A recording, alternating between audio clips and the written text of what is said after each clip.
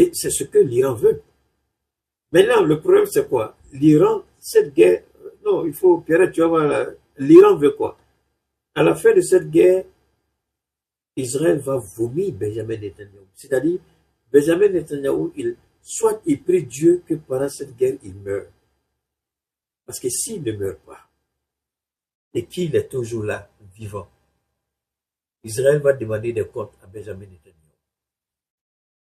Les accusations de corruption dont il a été reconnu coupable, sa femme, lui et son enfant.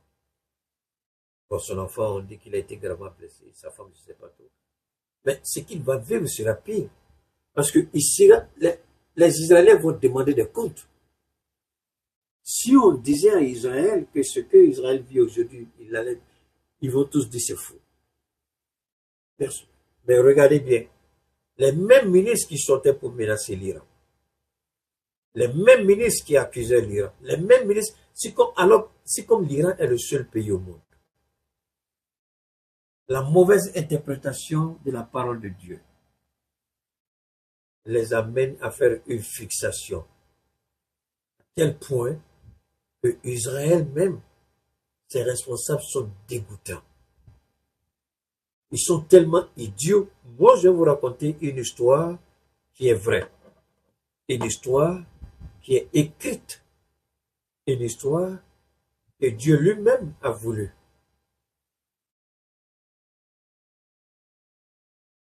Il y a un roi israélien, j'oublie son nom. Il avait décidé d'attaquer, je ne sais pas c'est quel pays là. Il a demandé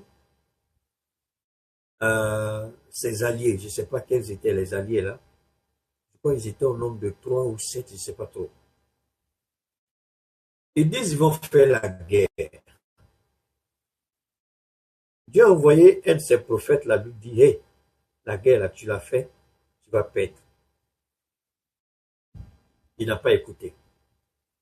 Il a mis ensemble il a pu mettre ensemble ses alliés et puis ils se sont déportés. Ils ont commencé à préparer cette guerre. Et il y a un soi-disant prophète, comme on le voit en ce moment en Israël, les rabbis, les rabbins, tous les conneries que vous connaissez. Il dit, vous allez gagner cette guerre. Il a commencé à faire des soi-disant prophéties. Ils ont été, comment vous dites ça en bon français, ils ont été pompés en bloc.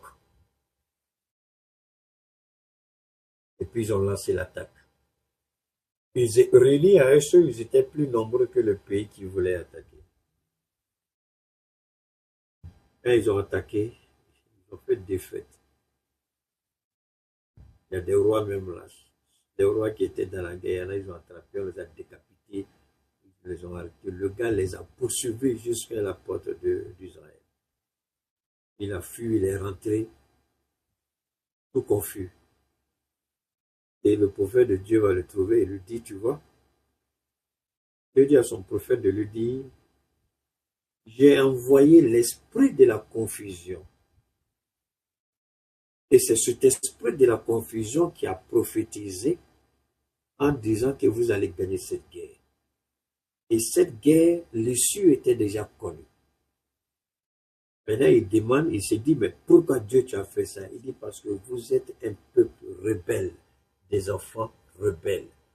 Vous savez, si vous voulez parler d'Israël, si vous lisez véritablement, que ce soit des révélations, que ce soit au niveau de la Torah, je dis bien la vérité, ou la Bible, ou le Coran, vous allez vous rendre compte que Israël a toujours trahi Dieu, depuis toujours. Mais Dieu n'a pas choisi Israël parce qu'Israël avait des galvanisés. Merci beaucoup à toi, Pierre. Dieu n'a pas choisi Israël parce qu'ils étaient beaux. Dieu avait choisi Israël, pourquoi? Parce que Abraham a fait ce que Dieu lui a demandé. Et Abraham était sur le point de liquider son fils. Dieu lui a demandé, à l'époque c'était des holocaustes, de tuer son fils, l'unique qu'il avait. Il était sur le point de faire ça. Et là, Dieu lui a dit, pour ce que tu as fait, parce que, mais si tu le tues, il dit, mais attendez, c'est lui le Dieu, il m'a fait des promesses, il m'a dit. Donc s'il dit de tuer mon fils, je tue mon fils, il sait comment il va le ressusciter pour que la promesse qu'il a faite là s'accomplisse. C'est pourquoi il a dit, vous n'êtes pas la pierre de la foi. C'est-à-dire, Dieu a utilisé deux expressions, la pierre et puis la terre, en parlant d'Ibrahim et de Sarah, en parlant de la foi d'Ibrahim et de la foi de Sarah. L'objectif était de dire que mais Dieu ne pouvait pas regretter le fait qu'Abraham ait été fidèle à Dieu jusqu'à ce que Dieu fasse cette promesse. Et ceux qui sont nés d'Abraham, qui sont les véritables traîtres. Aujourd'hui, vous n'avez qu'à regarder Benjamin Netanyahu. Ils vivent dans l'illusion d'un choix selon lequel ils sont élus de Dieu. C'est une illusion. C'est fini. Ça n'arrivera plus. Donc, s'ils pensent qu'ils sont des élus de Dieu, mais qu'ils continuent, ils verront ce qui va arriver.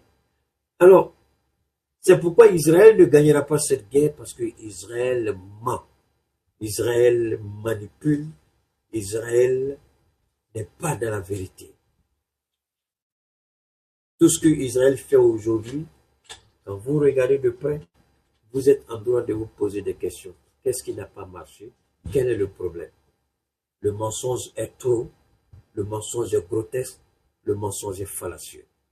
Le même Israël, depuis plus de 20 ans, vous dit, ils sont à quelques semaines pour obtenir la bombe atomique. Presque 20 ans. Tous les jours, ils sont à une semaine. Ils sont à 2 semaines. Jusqu'à aujourd'hui. Toujours. Et personne n'est en mesure de se poser la question. Mais attendez. Benjamin, toi tu es venu depuis que tu es premier ministre là. Ton obsession c'est Iran, Iran, Iran. Depuis 20 ans, tu dis qu'ils sont à une semaine d'avoir la bombe. Mais combien le temps s'arrête là? Ou le temps s'est arrêté pour l'Iran? Alors, posez-vous la question, est-ce que Israël est réellement, Israël de maintenant, là, Israël de Benjamin Netanyahu, là, est-ce que c'est Israël de Dieu? Posez-vous cette question. Parce que quand on est enfant de Dieu, on ne ment pas. Quand on est enfant de Dieu, on est dans la vérité. Dieu n'est pas un Dieu du désordre. Il est clair. Je ne suis pas le Dieu du désordre ni du mensonge. Alors que ceux qui sont là, ce sont des enfants du désordre. C'est ceux-là que le Christ a appelé des bâtards. C'est-à-dire, vous prétendez être enfants de Dieu, mais vous êtes enfants de Satan. Et ceux-là, c'est des enfants de Satan. S'ils ne sont pas enfants de Satan, expliquez-moi ce qui se passe aujourd'hui en Israël. On ne peut même pas aujourd'hui nous dire combien de personnes sont mortes en Israël.